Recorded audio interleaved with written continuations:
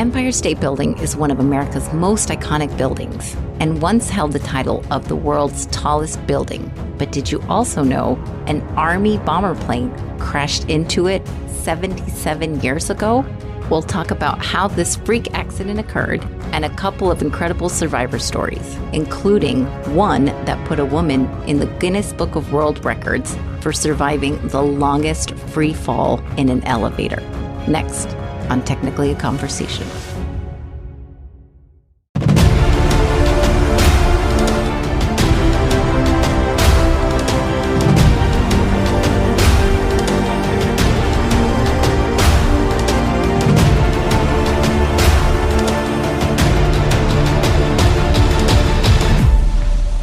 Greetings, super friends. Welcome to another episode of Technically a Conversation. Here, we like to share an interesting topic with each other, which we've recently learned, and hope you find it interesting too. I'm one half of your hosts, Isela.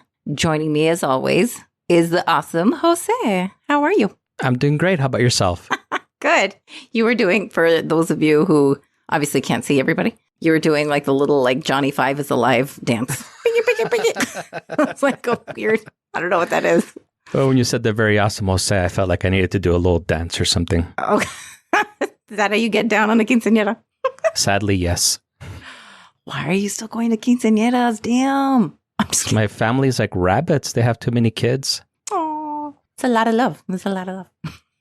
That's very true.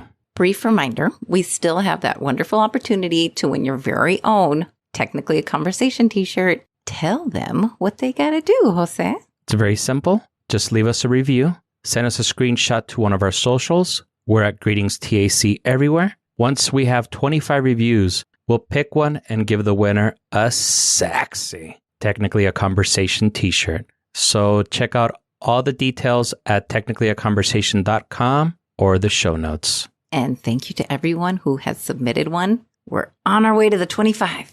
Yeah, I think we got like 14. Yes, so we've got 11 more to go. Yeah, not too far off. Show us some love, peeps. Yeah, please. Shout out time. Here's the list, y'all. The loyal, the royal queens, Elena and Erica, the Duke, Stephen B, and welcome our new listener, Andy T. Thank you for joining us. We hope you can learn something totally useless, but still going to be fun either way. Yes, and welcome. On to our topic. Did you ever think you wanted to be in the Guinness Book of World Records? Yes. Yeah? What did you imagine yourself you would want to be in there for? I already am. Jaw your lips! I'm the world's tallest midget. What? I don't know if that's really a thing, and I don't think you qualify for that.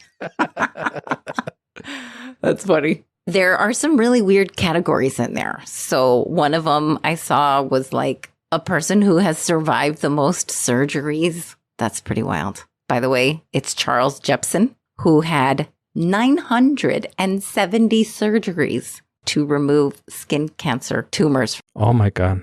Yeah, you know, poor guy. But 970 surgeries, damn, son, that's a lot. Hopefully he was an American, because those medical bills would have killed him. I would have been like, fuck it, I'll just live with the cancer. No, you're not. Cancer, that's awful. I don't know his nationality. Yeah, sorry. There's a Guinness Book Museum in San Antonio. My boyfriend and his daughter and my daughter, we all went, and I unofficially broke the record for most drum beats in 1 minute. Yes, thank you. Weird flex. That's my daughter. She was super proud. That might have been the only time she was really proud, but yeah, it's my only little relation to Guinness Book of World Records there. Well, were you doing blast beats or something? Because if you were, I think Pete Sandoval might have a word to say with you. It was just on a snare drum.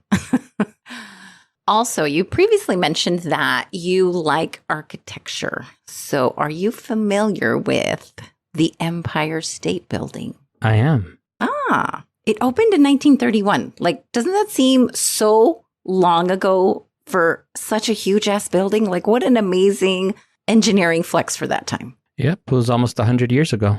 Yeah. Honestly, I don't even know what was going on at that time in America. In my head, every man wore suits or paperboy hats, and they called police officers Coppers. You'll never take me alive, coppers. Operator, get me the number to the coppers. Exactly. That's how people talk back then. Personally, I think it's one of the prettiest examples of Art Deco architecture for sure. Today, we're going to chat about an often forgotten little story in history. I know. Trust me. I didn't like history either when I was in high school. But the teachers also didn't teach this cool shit right here. In today's episode, we're going to talk about how 77 years ago, on July 28th, a freak accident occurred. A U.S. Army bomber plane, a B-25 to be exact, got lost and smashed into one of America's most iconic skyscrapers, the Empire State Building. In this accident, we'll also highlight a woman's most incredible luck, and it actually put her in the Guinness Book of World Records, tying those two things together. Nice. Yeah, let's get into it. All of this comes from 4 different articles, which of course we're going to have in the show notes, and 1 podcast. Y'all. Imagine it. It was a foggy morning, July 28th, 1945. All was normal in Manhattan. Still another beautiful day. A young woman, Betty Lou Oliver, at the time was working as an elevator operator in one of the coolest buildings, the Empire State. Also, what the heck? When did elevator operators go out of style? That seems like that would be the coolest job ever. I guess once people learned how to push buttons. I know. Yeah, that's so hard. It's very complicated. Apparently in the 40s, we couldn't do that. Yeah, I'm sure back in the day, that poor elevator operator had to go through 2 weeks of training. 2 weeks? Not to mention all the harassment videos and everything that they had to watch from HR or whatever. I doubt there was. And also, what did that interview look like? Can you do this? They're like pressing a button.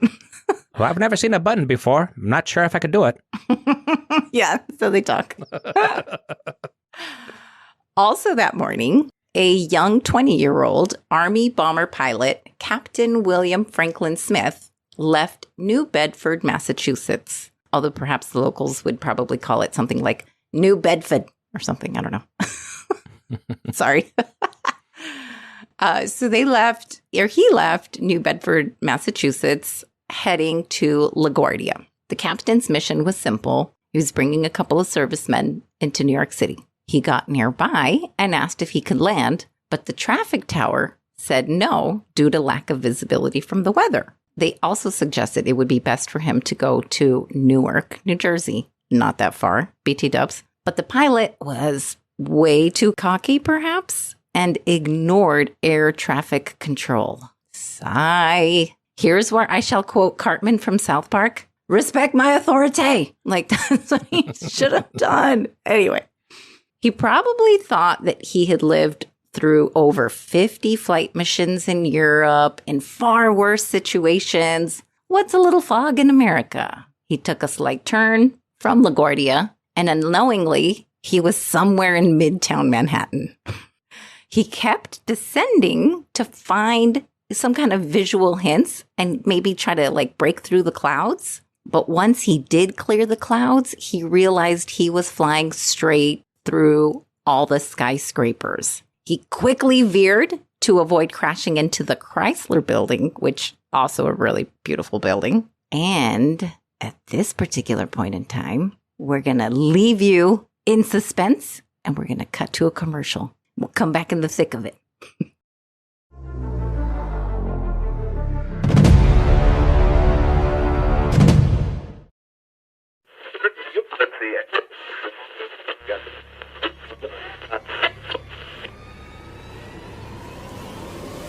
Are you easily offended? Because if you are, you should probably stop listening. Are you interested in the bizarre and unusual? Like serial killers? You scream as loud as you can. They're already scared. Maybe they stab you just once. You know what I mean? Then run Or off. maybe they fucking kill you. And aliens? I'm thinking aliens. Yeah, probably. But if you're gonna take my sperm, at least make me happy. Don't forget about the paranormal. Why do you look like that? Because I'm from hell, bitch! Why are you from hell? Come on strange, drunken journeys with us. Your host, Tomcat, a.k.a. Tom Thompson. And Billy Kirby. As we drink and discuss the creepy and weird sides of life. Strange Brew Podcast. That's Strange Brew Podcast. Okay, Tom, relax.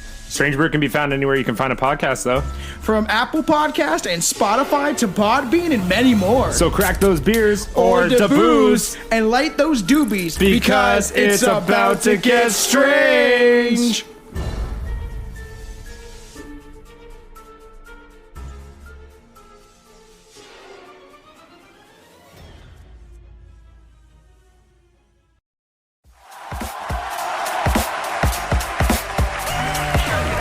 Reboots, reunions, reruns, no matter where you turn, everyone is going back to revisit nostalgic TV.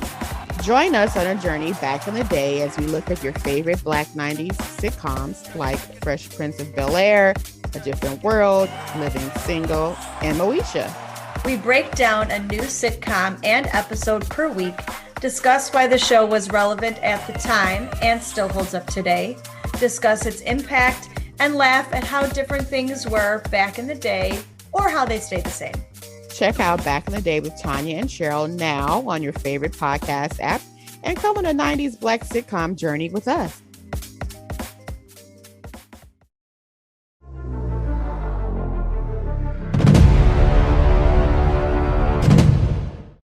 And we're back.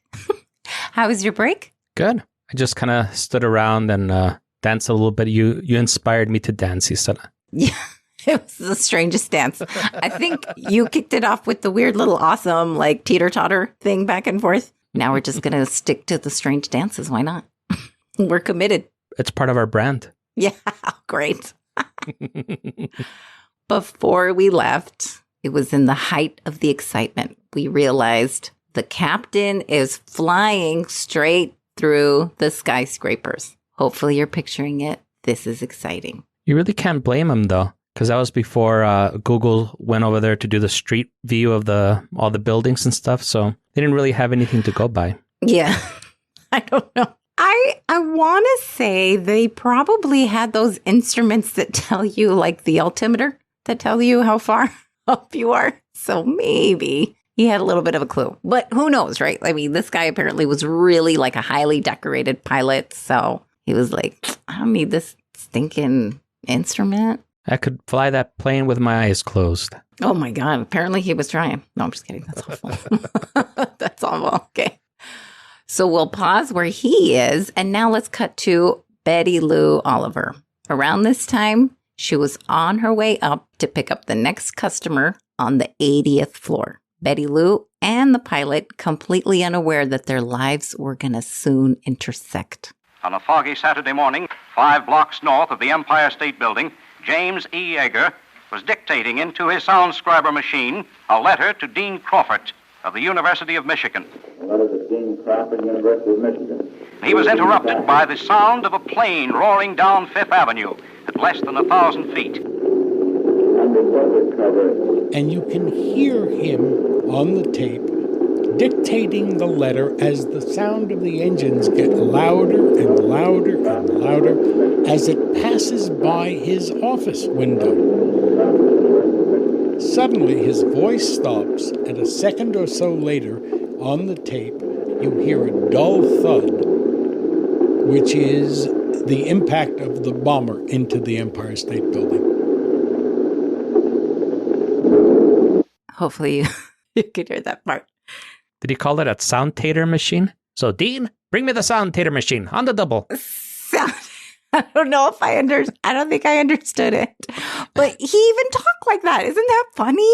I imagine the same thing, that everybody from that era talked like that. I thought so too. So I wanted to play that little piece because, one, it confirms this is what we thought. That's how they all sounded. Two, you can hear, I mean, obviously this is a news piece, right? So you can hear the soundbite that they used where someone was talking and you can hear the engine roar, just kind of like a car going past them. That's how close it was. It's, my God, it's just so crazy to think that was happening. When he avoided the Chrysler Building, he ended up crashing into the north side of the Empire State Building. Also working on the 79th floor of the Empire State was a 20-year-old, another woman. Her name was Therese Fortier Willig. She recalls that exact moment. She said she was at the filing cabinet when she felt the building swayed to the point where she thought it was going to fall over. And it actually threw her across the room.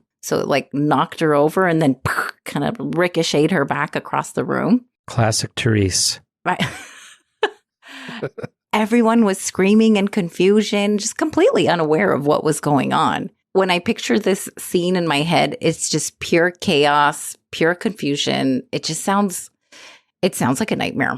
Therese said that she saw a man across the floor whose clothes and head was on fire. And the fire was coming close to them, so they managed to close the door. And there were people passing out from smoke inhalation. She had a handkerchief, thankfully, and she covered her mouth, kind of make like a makeshift mask, basically. Also, pause real quick. R.I.P. handkerchiefs. Why did those go out of style?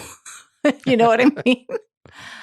Forget Kleenex. Like, we got to bring back hankies, save the environment, Oh, no, girl. Because then when you blow your nose, you have to put that thing back in your pocket. With the Kleenex, just throw it away. Oh, my God. How juicy are your... Okay. All right. Sure. I'm just kidding. I only blow my nose if something worth it is going to be coming out. It's going to be something worthwhile. Wakala. It's all right. I don't mess around when I blow my nose, girl. Wow. We should cut that out. Anyway. Back to our story. When someone opened the window on the 79th floor, Therese didn't think she was going to survive. So it was a little sad because she even said in the interview, this is the one that I had mentioned, the podcast, it was called Radio Diaries. She took off her earrings, her rings, and she instinctually tossed them out the window in hopes that these beloved pieces of jewelry would have a life, perhaps after hers, which is kind of sad. But thankfully, she lived to obviously tell the tale. The plane had crashed into the Empire State Building, and our young Therese had tossed all of our stuff out, right? And as far as our lift lady, Betty Lou Oliver, thankfully, she survived that initial impact. But her excitement was not done for the day. What ended up happening was when the impact happened, the plane's engine kept sliding into the building for about another 20 feet, and it went into the elevator shaft. And the engine severed the cables to the elevator lift in which Betty Lou Oliver was in. I think I have a premonition of what her world record is now. Yeah, I know. Isn't that sad? It sounds like some Final Destination shit going on. For real, it's so wild. Poor thing. I mean, it's already crazy enough to say I lived through that impact when a freaking plane hit the building, and now she's got to plummet. And she was on the 80th floor? She was on her way to the 80th floor. At the time, she was on the 75th floor. So this immediately sent Betty Lou's elevator, it was elevator number 6, plummeting down over 1,000 feet into the sub-basement. She had not quite made it all the way to the 80th floor, thankfully, like I had mentioned. And for sure, this would kill anybody, right? But not our Betty Lou. The air pressure that was built up in the shaft slowed down the free fall a tiny bit, and the thousands of feet of elevator cables swirled around at the bottom and kind of acted like a small cushion that broke the fall. I mean, don't get me wrong. She still was not unscathed, right? She broke both of her legs. She broke her pelvis, her neck, her back. I mean, it was absolutely horrendous. That's awful, but that's great that she survived. Yeah, this put Betty Lou Oliver in the Guinness Book of World Records for longest fall survived in a lift. Kind of awful. I mean, it doesn't really sound like a good reason to be in the world, like the world record book, right? It's like right up there with like having the most bee stings to the face and surviving or something. That doesn't sound good at all. But it is amazing that she lived to tell the tale. When Therese, the other woman who was working there, when she was finally rescued and made it out of the building, she saw a huge crowd. Everyone's gathered around, and she's still unaware of what exactly took place. She asked an onlooker, "Hey, what happened? What's going on?" He just pointed up, and she looked up and she saw the B-25 sticking out of the 79th floor. Can you imagine that sight? That would have been insane. That day, 11 people died in the office. Captain William and 2 servicemen in the plane also died, bringing the total count of 14 people that perished from that crash. And Therese never saw her jewelry again. Poor thing. That was probably the last of our worries. Yeah, no, I'm sorry. I'm making light of this. No, at least she's alive. You know what? She's alive. That's amazing. So what ended up happening from that crash was it left about $1 million worth of damage, which is a lot of money for 1945. In today's money, with the inflation calculator, it's about $16.5 million from one crash. It's kind of wild. Yeah. As far as our incredible survivor, Betty Lou, the woman who cheated death essentially twice, it took her 8 months to fully recover. And as for the phrase goes, to add insult to injury, that day that happened, July 28th, that was supposed to be her last day of work. What? That's awful. I thought you were going to say that they fired her for missing work. That would be really awful. Oh, no. For truancy. Right, for truancy. What? Like some kind of job abandonment? Why haven't you come back? That's awful. So Betty Lou, she got the heck out of Dodge, and she ended up going to Arizona, and she went on to have 3 children with her husband, Oscar Lee. Later, she was blessed with 7 grandchildren. Oscar Lee died in 1986. Then on November 24th, 1999, Betty Lou Oliver died at the age of 74 in Fort Smith, Arizona. Betty Lou's incredible story was, it's kind of like a movie, and it actually inspired a book. The book is called There Once Was an Old Woman, which seems pretty befitting to survive 2 huge events like that back to back. Sounds, like I said, like fiction. It's wild. She had a lot of grandchildren, so another person who probably went to a lot of quinceañeras as well. Bringing it all back together here. Right. Speaking of grandchildren, what kind of stories do you think she was telling her kids when they were all complaining? Quit complaining. I survived this and I fell down over 1,000 feet. Oh, there goes Grandma again with her falling from the elevator story again. I know. Exactly. Like you could never top that. I think that's kind of hard. Yeah, she would be as insufferable as me moving to Italy and me retelling that story all over again. Right. So tell me your thoughts before I go into some fun facts about the Empire State Building. But I want to know your thoughts about, did you hear about this story before? Did you know about Betty Lou's story also? I never heard of any of this. I was 2 years old when I heard this. Isn't that wild to think that this amazing building was crashed into and it's still standing? Like what? This is like so hard to fathom.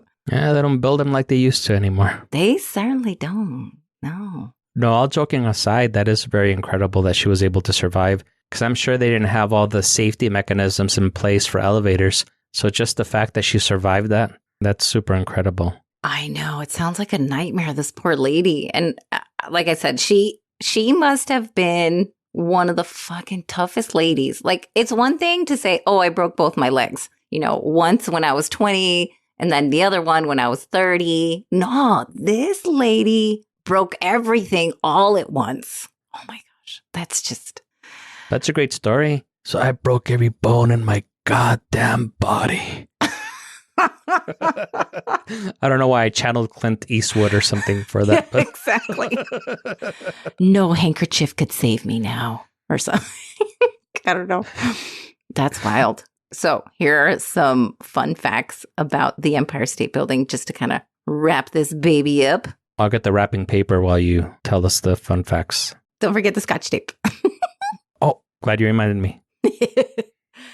It has its very own zip code. That's pretty fucking cool. That's metal. That is kind of metal. That's funny. When it was being constructed, it was a race to build the world's tallest building against the Chrysler Building. Word got out that the Empire State Building was going to be 1,000 feet. So Chrysler made plans to make it 1,048 feet. But then when it was completed in 1931, it was revealed to be 1,250 feet and remained the world's tallest building for 40 years. What? That's kind of cool. I mean, they like lie. They're like, oh yeah, it's only going to be 1,000 feet. And then it's like, think again, son. That was pretty smart. Because I think that if I was building the Empire State Building, so let's make it 1,046 feet. Right? And the joke was on them. Yeah, lying pays off sometimes, kids. I'm just kidding. Don't say that. Don't say that ever. I'm kidding. It's pretty amazing that something that size only took 20 months to make from start to finish. Dude, this is crazy. It's huge. 20 months? Yeah, they've been fixing our roads for 20 years. And it didn't seem like they ever make any progress on it. We're still waiting, I know, for that to be wrapped up. Perhaps because of this race, it's why 5 workers lost their lives during this construction. A little bit of a bummer fact there. But another interesting fact was it was a financial drain when it first opened. Everybody loved what it looked like, but because the 1929 stock market had crashed, it was only 25% occupied when it opened. So it had this really sad nickname. It was called Empty State Building. That hurts my heart a little bit. And one of the last cool ones, 1986, some British crazy asses, Alistair Boyd. No, how do you say that name? Alistair? Alistar? Yeah, Alistair, right? Yeah, they spell their Alistair different, which I discovered when we did the Hermetic Order of the Golden Dawn. Yeah, that's right. Okay, so 1986, some British crazy asses, Alistair Boyd and Michael McCarthy went into the Empire State Building with hidden parachutes under their coats. Don't get into the future. They jumped off the 86th floor observation deck and landed safely. But still, how crazy? Like, no, don't do that. Yeah, that is crazy. That reminds me of that guy that dresses up like Spider-Man and he climbs all these ridiculously high buildings. Yes. Oh, man. I feel like I know how that poor man's going to die. I really hope he doesn't. Yeah, there's some people that just have that daredevil gene. And there are those of us that have like the self-preservation gene where we'll do anything to continue living. I'm definitely of the latter. I don't really like to be super like crazy. Like as crazy as I'll get is maybe running with scissors. And that's about it. I'm kidding. I don't do that either. And lastly, there's an observation deck actually on the 103rd floor, but it's only open to celebrities. So we gotta make it big so we can go up there. Yeah, we gotta go tell Drake to hook us up. Oh, yes. We channeled him today. Hopefully people saw that silly picture. There are pictures of Tom Cruise and Taylor Swift on the 103rd floor observation deck separately, not together. Okay. Just, I don't want to start any more rumors. Is Taylor Swift a Scientologist also? No. Well, actually, I don't think so. I don't know now. Shit. Anyway, that brings us to our conclusion. Very fun show. I learned all the things on this episode. It's kind of crazy. You get 2 cool survivor stories and this wild story about how one of our most beautiful buildings, it had an army plane crashed into it. What in the hell? And the heartbreaking story of Therese losing her jewelry when she tossed it. I know. I do feel bad. I wonder what it was. Poor thing. Hey, she left with her life. That was the most priceless thing ever. Indeed. Well, congratulations, lovelies. You have done it again. You've learned along with us a pretty incredible survivor story that you can share with someone when they think they're having a bad day just because someone took their good parking spot. We hope you've been entertained by our chat, and we invite you to join us again next week. If you're enjoying the show, please leave us a review, tell a friend, and subscribe wherever you're listening to this podcast now. Yeah. Follow us on Facebook, Instagram, TikTok, Twitter at GreetingsTAC. Email us at greetingstac@gmail.com or leave us a voicemail at 915-317-6669 if you have a cool story to share with us. Ooh.